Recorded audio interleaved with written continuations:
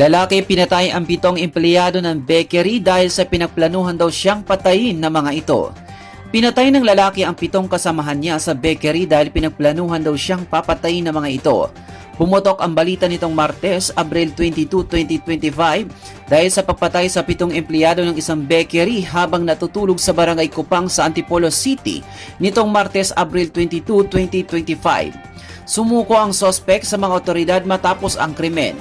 Ayon sa sospek, kaya raw niya nagawa ang krimen dahil pinaplanuhan daw siyang patayin nitong mga kasamahan niya. Sinabi rin niya na pinatay niya ang mga biktima gamit ang balisong at kutsilyo sa loob mismo ng bakery. Nakapanlaban naman sila kaso madilim. Pinatay ko yung ilaw, kwento pa niya. Lahat sila lumaban kaso lang lamang ako kasi ako yung nakahawak ng kutsilyo. Kaya bawat lapit nila sa akin, tamaan sila tapos nung nahigas na silang lahat, doon ko na sila pinalo, yung may gumagalaw pa.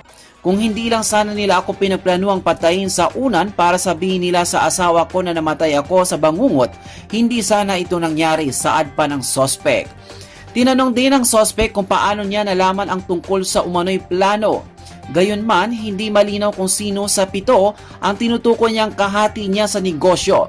Mula raw nang malaman niyang papatayin siya ng 7 ay hindi na siya nakatulog.